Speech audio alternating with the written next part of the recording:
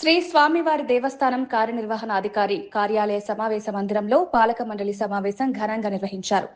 దేవస్థానం chairman Maninaidu, EO Penchala Kishore అధ్యక్షతన జరిగిన ఈ సమావేశంలో పలు కీలక అంశాలపై చర్చించి నిర్ణయాలు తీసుకున్నారు. ముఖ్యంగా దేవస్థానంలో పనిచేస్తున్న అవుట్సోర్సింగ్ ఉద్యోగుల సంక్షేమానికి ప్రాధాన్యతనిస్తూ వారి జీతభత్యాల పెంపుకు పాలక మండలి ఆమోదం తెలిపింది. ఉద్యోగుల సమస్యలను తెలుసుకుని వాటి పరిష్కారానికి చర్యలు చేపట్టాలని నిర్ణయించారు. స్వయంభూ వరసిద్ధి వినాయక స్వామి దేవస్థానం కాణిపాకంలో ఈరోజు ధర్మకర్తల మండలి సమావేశం జరిగింది. చైర్మన్ గారి ఆధ్వర్యంలో బోర్డు మెంబర్లందరూ కూడా ఈరోజు హాజరయ్యారు. సో మన దేవాలయం అభివృద్ధి కోసం పలు సూచనలు బోర్డు మెంబర్లందరూ చేశారు. చాలా విలువైన సలహాలు వాళ్ళు ఇచ్చారు. వాటిని కూడా మనం తీసుకుని తప్పకుండా ఇంప్లిమెంట్ చేసే దిశగా ప్రయత్నాలు చేస్తాం. ముఖ్యంగా ఈరోజు 14 అంశాలతో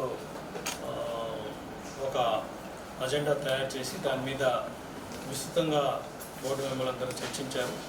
సో ఈ 14 అంశాలు మన టెంపుల్కి సంబంధించిన టెండర్లు కానివ్వండి, అభివృద్ధి కార్యక్రమాల గురించి ఉన్నాయి. అవి కాకుండా కూడా అదనంగా వెల్ఫేర్ ఆఫ్ ద ఎంప్లాయీస్ మీద కూడా బాగా డిస్కషన్ జరిగింది.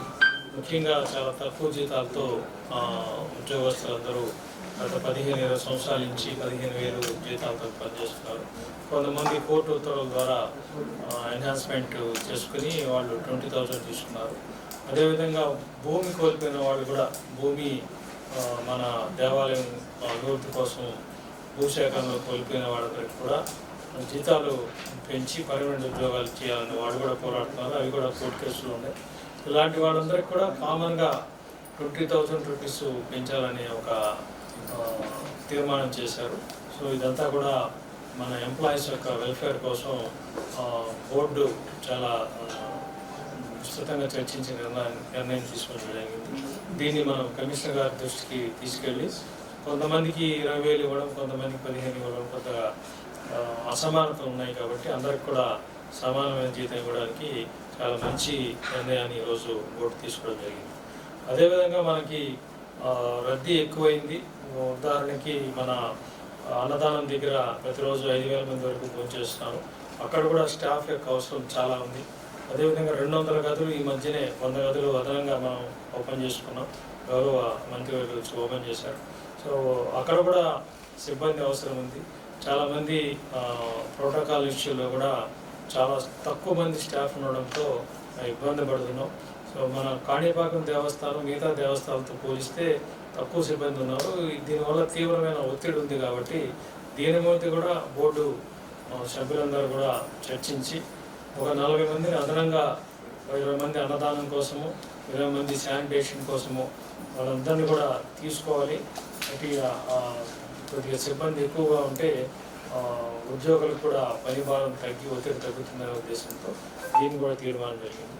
అలాగే పలు విషయాల మీద దేవాలయంలో శుభ్రత గురించి కానివ్వండి, ఇలా ఫ్యూలెన్స్ మెయింటెనెన్స్ మీద కూడా లడ్డూకోట్లో ఉన్న వస్తువుల మీద కానీ, వాటి మీద క్వాలిటీ మీద కానీ ప్రతిరోజు కానీ లేకపోతే సాటర్డే సండే కానీ 2-3 మెంబర్లు ఖచ్చితంగా అటెండ్ అయ్యి వాటిని జాగ్రత్తగా ఒకరు దేవాలయంలో ఉంటే, ఒకరు లడ్డూకోట్లో ఉంటే, ఇంకొకరు అన్నదానంలో ఉంటే ఆ రకంగా వాళ్ళు మెయింటైన్ చేయడానికి ఒక నిర్ణయం తీసుకున్నారు.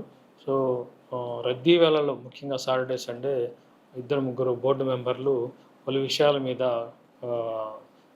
దాన్ని మనం దగ్గరుండి పరిశీలించడానికి ఈరోజు బోర్డు తీర్మానించడం జరిగింది. సో ఇలా మన కాణిపాక దేవస్థానంలో భక్తులకి వచ్చే భక్తులందరికీ కూడా ఎటువంటి ఇబ్బందులు లేకుండా త్వరితగతిన శీఘ్రగతిన ప్రశాంతమైన దైవ దర్శనం చేయడానికి బోర్డు కట్టుబడి ఉంది. అదేవిధంగా చైర్మన్ గారు కూడా ఈ అన్ని విషయాలను కూడా ఏకగ్రీవంగా తీర్మానించడం చేశారు. వీటన్నిటిని కూడా కమిషనర్ దృష్టికి తీసుకెళ్ళి మరింత సులభమైన సరళమైన పద్ధతిలో భక్తులకి సేవలు చేయడానికి బోర్డు అంతా సిద్ధంగా ఉందని తెలియజేసుకుంటాం. Thank you.